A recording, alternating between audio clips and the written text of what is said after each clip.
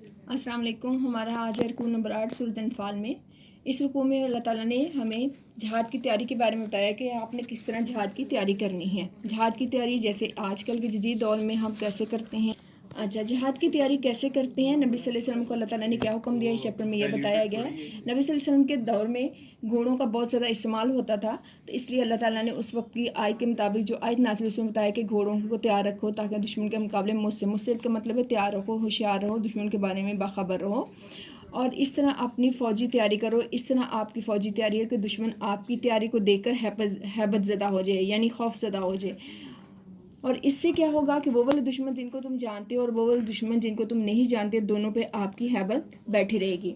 اور جو کچھ تم اللہ کے راستے میں یعنی فوج کو تیار کرنے میں، گھوڑوں کو تیار کرنے میں جو کچھ تم خرچ کرو گے اس کا اللہ تعالیٰ تمہیں ثواب دیں گے. کیونکہ نبی صلی اللہ علیہ وسلم کے دور میں یہ ہوتا تھا کہ جب کوئی شخص میدان جنگ میں حصہ لیتا تھا تو اس کو نبی صلی اللہ علیہ وسلم مالک نے 2 حصے دیتے تھے. ایک حصہ اس کا ہوتا تھا اور ایک حصہ اس کے جو بھی جانور وہ استعمال کرتا تھا سواری کے طور پر اس کا دیا جاتا تھا. تو اس کا ذکر کیا جا رہا ہے کہ تم اللہ کی راہ میں جو کچھ بھی خرچ کرو گے اس کا تمہیں پورا بدلہ دیا جائے گا، تمہارا ذرا بر نقصان نہیں کیا جائے گا. پھر نبی صلی اللہ علیہ وسلم کو اللہ تعالیٰ ہدایت کریں کہ اگر صلح کی طرف مائل ہو تو تم بھی ان کی طرف صلح کی طرف مائل ہو جو، اور اللہ پر بھروسہ کرو، اللہ تمہاری مدد کرے گا. خود سے پہلے کسی چیز کی جنگ کی ابتدا نہ کرو. لیکن اگر وہ آپ کو دھوکہ دینا چاہیں صلح پہ مائل ہونے کے بعد، تو اس کے لیے اللہ تعالیٰ جب آپ نے اللہ پہ بھروسہ کیا تو اللہ آپ کی حفاظت کرنے کے لیے کافی ہو جائے گا. نبی صلی اللہ علیہ وسلم کو مخاطب کرتے ہوئے اللہ تعالیٰ فرمانے ہیں کہ دیکھو مسلمانوں، جب تم نے ہجرت کی جائے تو جہاد کے اللہ کے راستے میں، تو اللہ تعالیٰ نے تمہاری مدد کی. کیسے؟ تمہیں قوت دی، طاقت دی، تمہیں رہنے کی جگہ دی. کہاں پہ؟ مدینہ میں.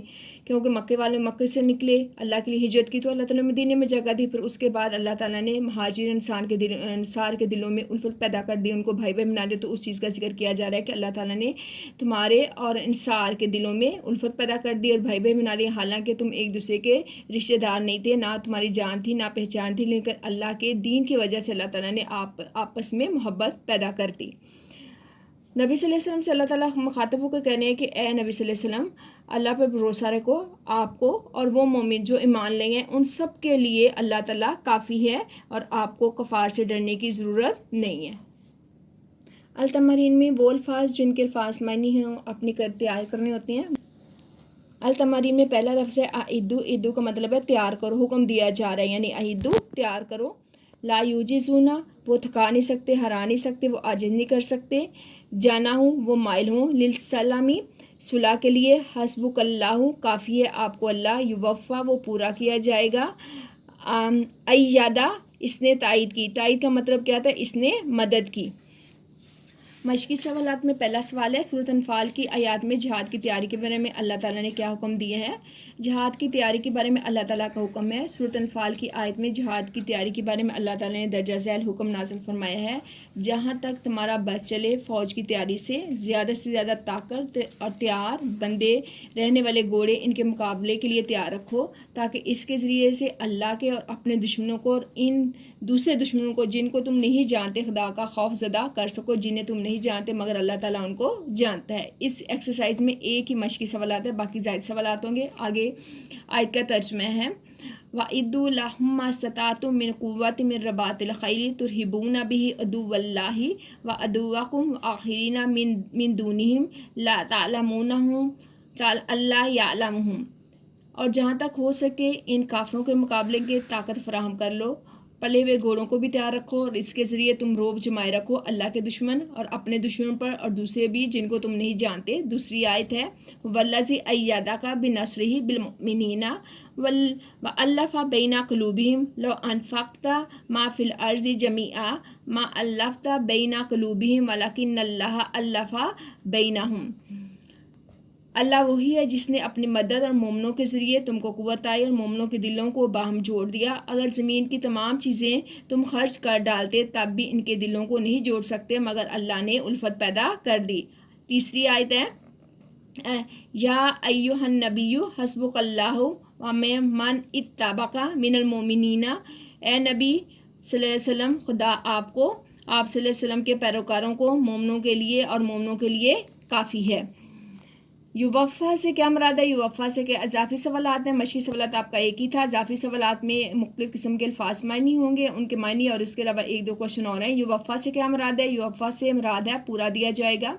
ये लफ्ज़ इस आयत से लिया गया है जिसका तर्जमा जो और तुम जो कुछ राह खुदा में खर्च करोगे इसका पूरा तुमको पूरा पूरा बदला दिया जाएगा, यानी पूरा पूरा तुम्हें उसका सवाब दिया जाएगा। इससे मुराद ये हुआ कि जो शख्स अल्लाह ताला की रज़ा के लिए अल्लाह की राह में जो कुछ भी खर्च करेगा उसको उसका पूरा बदला दिया। दूसरे है मिन रबातुल खैल से क्या मुराद है? मिन रबातुल खैल से मुराद है घोड़ों के तैयार रखने से। और ये सवाल पहले भी बोर्ड के एग्ज़ाम में 2 दफ़ा आ चुका है, इसको ज़रा गौर से देखें। मिन रबातुल खैल से क्या बात है? मिन रबातुल खैल से मुराद है घोड़ों के तैयार रखने से। पहले ज़माने में जिहाद के लिए अच्छे और सेहतमंद घोड़े तैयार इस्तेमाल में लाए जाते थे, इसलिए इन्हें जंग के लिए तैयार रखने का हुक्म आया है ताकि अव्वल दुश्मन पर तुम्हारा रोब दबदबा बरकरार रहे, दोम किसी भी नागहानी सूरत में दुश्मन का मुकाबला किया जा सकता है। घोड़ों से मुराद ऐसी सवारी जिस पर बैठकर जंग की जा सके। आज घोड़ों की बजाय गाड़ियाँ, टैंक, हवाई जहाज़ वगैरह हैं, इन सबको तैयार रखना चाहिए। सूरत अनफाल में मुसलमानों को दुश्मनों पर रोब जमाने के लिए क्या हुक्म दिया गया है? दुश्मनों पर रोब जमाने के लिए हुक्म दिया है। सूरत अनफाल में मुसलमानों को दुश्मनों पर रोब जमाने के लिए दर्जा झैल हुक्म दिया गया है।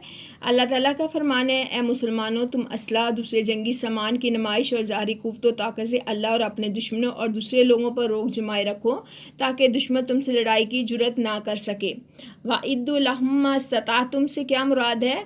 आइद्दु लहुम मस्तताअतुम से मुराद है और इस्तिताअत के मुताबिक तैयार रखो। आयत के इस हिस्से में मुसलमानों से कहा गया है कि दुश्मनान इस्लाम से मुकाबले की तैयारी मुकम्मल रखो। जितनी तुम में ताकत है इसमें पूरी कुव्वत सर्फ करो। ताकतवर दुश्मन से भी दब कर रहने की इजाज़त नहीं। तुम हस्बे इस्तिताअत तैयारी मुकम्मल करो, अल्लाह ताला तुम्हारी ज़रूर मदद करेंगे। आगे हैं मुख्तसर सवालात के जवाबात के बाद आपके यहाँ आगे हैं MCQs। नंबर 1 है और ये काफर क्या ख्याल ना करें और काफर ये ना ख्याल करें कि वो निकले हैं। किस निकले हैं? इसके MCQs में राइट ऑप्शन क्या है? भाग। सूरत अनफाल में किस जानवर का जिक्र किया है? किसका जिक्र किया गया है? घोड़े का। मोमनों को हुक्म है कि काफिरों के मुकाबले में तैयार रखें। क्या तैयार रखें? घोड़े तैयार रखें। लिल सालामा के मायने क्या है? सुलह के लिए। ये लिल सालामा अक्सर बच्चे इसमें सलाम लेते हैं, लेकिन देखो इसमें तशदीद है, जिसमें तशदीद है उसका मतलब होता है सुलह। ला यूजिज़ुना के क्या मानी है? वो थका नहीं सकते। इसमें 3 ऑप्शन है, लेकिन आपका जो राइट ऑप्शन है वो तो या है, तो या का मानी वो में आते हैं, वो थका नहीं सकते। मोमनो तुम जो माल भी अल्लाह की राह में खर्च करोगे इसका तुम्हें अजर मिलेगा। कितना ज़्यादा? पूरा पूरा। युवफ़ु का वर्ड्स आया था। ए पैगंबर अगर सुलह की तरफ माइल हो तो तुम भी क्या करो? इनसे सुलह करना। ठीक है, नबी सल्लल्लाहु अलैहि वसल्लम को अल्लाह ने हुक्म दिया था और इजाज़त भी थी। अल्लाह ताला ने मुसलमानों को तक़वियत बख्शी किसी अपनी मदद से। मुसलमानों के दिलों में उल्फत पैदा कर दी। किसने पैदा कर दी? अल्लाह ताला ने। ए नबी मोमनों को तरगीब दीजिए। किसके लिए? जंग के लिए, जहाद के लिए तरगीब दीजिए। आयत 65 या 69। ए नबी सल्लल्लाहु अलैहि वसल्लम उभारो मोमनों को जहाद पर। अगर तुम में से 20 सब्र करने वाले तो गालिब रहेंगे 200 पर। अगर वो तुम में से 20 साबित कदम रहने वाले होंगे तो 200 काफिरों पर गालिब रहेंगे। अगर 100 ऐसे होंगे तो 1000 पर गालिब होंगे, इसलिए कि काफिर ऐसे लोग हैं जो कुछ समझ नहीं रखते। अब खुदा ने तुम पर बोझ हल्का कर दिया है, मालूम कर लिया। पहले अल्लाह ने हुक्म दिया था, क्या था? मुसलमानों को तादाद कितनी होगी? 20। मुसलमान की तादाद होगी 20 और काफिर 200 भी होंगे तो मुसलमान क्या हो जाएंगे? फतह याब। फिर अल्लाह ताला ने इस तादाद को कम किया और क्या किया? अगर मुसलमान अब अल्लाह ताला ने पहले क्या था? 20 की रेशो थी, 20 और 200 की। फिर अल्लाह ताला ने 100 और 200 की कर दी। अगर मुसलमान 100 होंगे, काफिर 200 भी होंगे तो किस लिए जी जाएंगे? कि मुसलमानों के साथ अल्लाह ताला की मदद शामिल होगी। तो ये उस हुक्म का पहला हुक्म। दूसरा हुक्म जो मैंने क्वेश्चन दिया वो भी मैंने इस तरह लिखा है, पहला हुक्म और दूसरे हुक्म की तरह। उसके बाद अल्लाह ताला ने नबी सल्लल्लाहु अलैहि वसल्लम ने गज़वा बदर जब जीत गए तो उसके बाद क्या था? काफिर कैदियों को कैद किया था, तो उसके बारे में अल्लाह ताला ने नबी सल्लल्लाहु अलैहि वसल्लम को तनबीह की थी कि अच्छा आगे नबी सल्लल्लाहु अलैहि वसल्लम को तनबीह की। तनबीह का मतलब है बताना कि कैसे आइंदा गलती न करो। अल्लाह का ताला का हुक्म नहीं आया तो नबी सल्लल्लाहु अलैहि वसल्लम ने सहाबा से मशवरा करने के क्या किया? जंगी कैदियों को क्या कर दिया? फिदिया लेकर आज़ाद किया। तो उसके बाद ये कुरानी आयत नाज़िल हुई, पैगंबर को शयान नहीं कि इसके कब्ज़े में कैदी रहें जब तक काफिरों को कत्ल करके ज़मीन में कसरत से खून ना बहा दिया जाए। तुम लोग दुनिया का माल चाहते हो जबकि खुदा आखिरत की भलाई चाहता है और खुदा गालिब हिकमत वाला है। खुदा का हुक्म पहले ना हो चुका तो जो तुम फिदिया लेते लिए इसके बदले में तुम पर सख्त अजाब होता। तो जो माले की नीमत तुमको मिला है इसको खाना तुम्हारे लिए अब जायज़ है, हलाल और तय्यब है। खुदा से डरते रहो, बेशक खुदा बख्शने वाला मेहरबान है। التمارین میں آپ کے جو کلمات تراکیب ہیں: حارثین شوق طلع و بھارو، اسرا قیدی، عرض دنیا دنیا کے فائدے، یوسخینہ خون ریزی کرنا کچل دینا یعنی خون بہانے کے ہیں۔ مشقی سوالات میں اس چیپٹر میں بھی آپ کا ایک ہی سوال ہے، وہ کہ اللہ تعالیٰ نے مسلمانوں کو جہاد پر ابھارنے کے لیے کیا ترغیب دی ہے۔ جہاد پر ابھارنے کے لیے ترغیب، پہلا حکم کیا تھا؟ اے نبی مسلمانوں کو جہاد کی ترغیب دو، اگر تم میں سے 20 آدمی ثابت قدم رہنے والے ہوں گے تو 200 کافروں پر غالب رہیں گے، اگر 100 ایسے ہوں گے تو 1000 پر غالب رہیں گے۔ دوسرا حکم کیا ہوا اللہ کا؟ اگر تم میں سے 100 ثابت قدم رہنے والے ہوں گے تو وہ 200 پر غالب رہیں گے، اگر 1000 ہوں گے تو خدا کے حکم سے 2000 پر غالب رہیں گے۔ خدا تو ثابت قدم رہنے والوں کا مددگار ہے۔ اب یہ کہ پہلے حکم کے مطابق مسلمان کتنے تھے؟ 20، کافر 200، مسلمان 100، کافر 1000، تو اس کی ریشو کیا ہو گیا؟ 1 اور 10 کی۔ اب جو دوسرا حکم تھا مسلمان کتنے تھے؟ 100، کافر 200، اور دوسرے حکم میں کفار کتنے تھے؟ مسلمان 1000 اور کفار 2000، جبکہ اس کی ریشو ہے 1 اور 2 کی۔ جب غزوہ بدر میں ہم دیکھتے ہیں کفار کتنے ہیں؟ 313 مسلمان ہیں اور کفار کتنے؟ 1000، تو اس کی ریشو کیا ہے؟ 1 اور 3 کی۔ ٹھیک ہے، اس طرح اللہ تعالیٰ نے شروع سے مسلمانوں کی تعداد کفار کے مقابلے میں ہمیشہ کیا ہوتی ہے؟ کم ہوتی ہے۔ اس ایکسرسائز میں ایک ترجمہ ہے: ما کان للنبی ان یکون لہ اسریٰ حتی یثخن فی الارض تریدون عرض الدنیا واللہ یرید الاخری۔ ٹھیک ہے، نہیں مناسب نبی صلی اللہ علیہ وسلم کے لیے کہ اس کے پاس جنگی قیدی ہوں یہاں تک کہ اچھی طرح زمینی کفار خون ریزی نہ کریں۔ تم تو دنیا کا مال اسباب چاہتے اور خدا آخرت کی مصلحت کو چاہتا ہے۔ اضافی سوالات میں پہلا سوال ہے: اللہ تعالیٰ نے قیدیوں کے متعلق کیا تبصرہ فرمایا؟ قیدیوں متعلق تبصرہ فرمایا۔ اللہ تعالیٰ نے قیدیوں متعلق مندرجہ ذیل الفاظ میں تبصرہ فرمایا تھا: کسی نبی کے مقام کے مطابق یہ بات شان اس کی شان کے مطابق نہیں ہے کہ اس کے پاس قیدی ہوں جب تک کافروں کو قتل کر کے زمین میں کثرت سے خون نہ بہا دیا جائے۔ ایم سی کیوز میں پہلا کیا ہے؟ اشرونہ کے معنی کیا ہے؟ اشرونہ کے معنی کیا ہے؟ 20۔ ٹھیک ہے، میاتینہ کے معنی کیا ہے؟ تئینہ کے معنی ہے 200۔ جو مالک نعمت تم کو ملا ہے اسے کھاؤ، وہ تمہارے لیے کیا ہے؟ حلال اور طیب ہے۔ اگر تم میں 20 سال قدم رہنے والے ہوں گے تو کتنے کافروں پہ غالب آئیں گے؟ 20 کتنے؟ 200 پر۔ اے نبی صلی اللہ علیہ وسلم مسلمانوں کو ترغیب دو، کس کی؟ جہاد کی۔ نبی صلی اللہ علیہ وسلم کے شان نہیں کہ وہ کیا کریں اپنے قبضے میں کہ قیدیوں کو فدیہ لے کر چھوڑ دیں۔ ٹھیک ہے، سورۃ انفال میں حکم ہے قیدیوں کو فدیہ لے کر نہ چھوڑ دیا جائے۔ کس میں؟ غزوہ بدر کے قیدی ہیں۔ مالک نعمت مسلمانوں کے لیے کیا ہے؟ حلال اور طیب ہے۔ تم لوگ دنیا کے مال کے طالب اور خدا چاہتا ہے آخرت کی بھلائی۔ سورۃ انفال کا رکوع نمبر 10 ہے: اے نبی صلی اللہ علیہ وسلم کہہ دیجئے کہ میں جو تمہارے ہاتھ میں جنگی قیدی ہیں گرفتار ہو کر آئے ہیں ان سے کہیے اگر وہ ان میں نیکی معلوم کرے گئے، اگر وہ نیکی کے راستے پہ چلیں گے، اسلام قبول کر لیں گے تو جو مال ان سے چھین چکا ہے یعنی فدیہ لے چکے ہیں اس سے ان سے بہتر عنایت کرے گا، یعنی اللہ دنیا میں بھی ان کے مال میں اضافہ کرے گا اور آخرت میں بھی ان کے گناہوں کو معاف کر دے گا۔ پھر اللہ تعالیٰ فرمایا اگر یہ لوگ تم سے دھوکہ، یعنی جو قیدی نبی صلی اللہ علیہ وسلم کی قید میں اگر نبی صلی اللہ علیہ وسلم کو دھوکہ دینا چاہیں کہ ہم مسلمان ہو جائیں گے، ہمیں آزاد کریں یا فدیہ لے کر ہمیں آزادی دی جائے، تو اگر یہ تمہیں دھوکہ دینا چاہیں گے تو اللہ تعالیٰ کے اختیار ہے کہ واپس ان کو تمہارے قبضے میں کیا کر دیں گے؟ پھر آگے اللہ تعالیٰ فرما رہے ہیں کہ جو ان لوگوں نے ہجرت کی اور جن لوگوں نے جگہ دی ہے ان کی فضیلت اہمیت کے بارے میں بتا رہے ہیں۔ جو لوگ ایمان لائے، ہجرت کی اپنے وطن سے، اور وہ لوگ جنہوں نے اپنی جانوں اور مالوں سے جہاد کیا، اور دوسرے وہ لوگ جنہوں نے ان ہجرت کرنے والوں کو جگہ دی، ٹھکانہ دیا، وہ دونوں ہی اللہ کی نظر میں بڑی قدر کی نگاہ ہیں۔ وہ آپس میں ایک دوسرے کے رفیق ہیں۔ رفاقت کا مطلب ہوتا ہے دوست ہیں ایک دوسرے کے۔ اور وہ لوگ جو ایمان تو لائے لیکن ہجرت نہیں کی، لیکن اگر کہیں انہیں دین کے معاملے میں تمہاری مدد کی ضرورت ہو تو دین کے معاملے میں ان کی مدد کرو، لیکن اس کے لیے شرط یہ ہے کہ جس حکومت کے تحت رہتے ہیں، جس علاقے کے تحت رہتے ہیں، جن لوگوں میں وہ رہتے ہیں ان کے ساتھ تمہارا کوئی صلح کا عہد نہ ہو۔ اگر تمہارا کوئی صلح کا عہد ہے تو اس عہد کو توڑ کر ان مسلمانوں کی مدد تم نے نہیں کرنی، ورنہ تم مدد کر سکتے ہو، کیونکہ جس طرح مسلمان کا دوست اور بھائی ہے اس طرح کافر بھی ایک دوسرے کے دوست ہیں، اور وہ کافر سارے ان کی طرف ہو جائیں گے، مسلمان اس طرف مسلمانوں کی طرف ہو جائیں تو بہت بڑا فساد مچے گا۔ اس لیے منع کیا گیا اگر کوئی عہد ہو کفار کے ساتھ اور ان کے قبضے میں مسلمان بھی اس حکومت کے تحت یا اس زمین پہ رہتے ہوں۔ پھر اللہ تعالیٰ فرما رہے ہیں کہ جن لوگوں نے ہجرت کی، جہاد کی، جنہوں نے جگہ دی، ان کے لیے اللہ تعالیٰ نے فضیلت بیان کی ہے کہ اللہ کی راہ میں لڑے ہیں، تو یہ سچے مومن ہیں، ان کے لیے بخشش ہے، عزت کی روزی ہے۔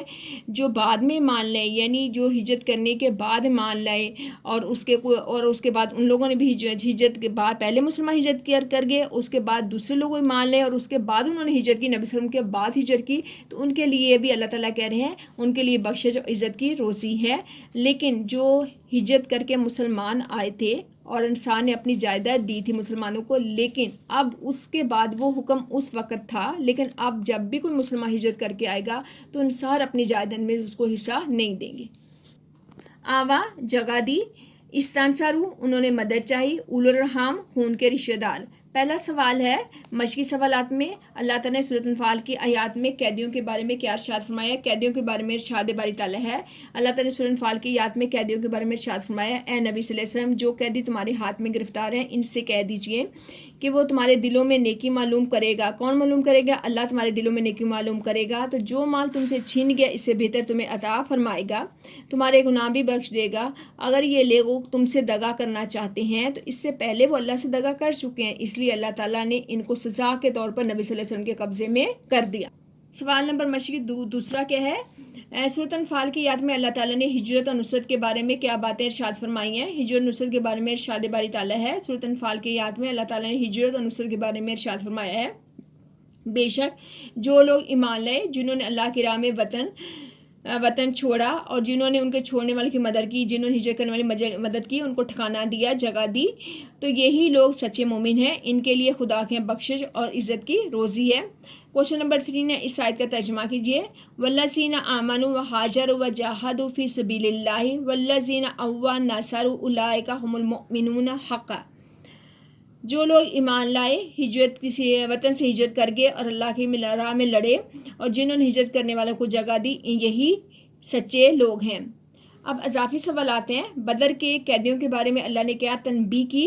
بدر کے قیدیوں کے بارے میں ان الفاظ میں تنبیہ گئی، اللہ نے فرمایا پیغمبر کے شایان شان نہیں کہ وہ قیدیوں سے فدیہ لے کر انہیں چھوڑ دیں، بلکہ انہیں چھوڑنے کی بجائے قتل کرنا چاہیے تھا تاکہ آئندہ اسلام کے خلاف کوئی کارروائی نہ کر سکیں۔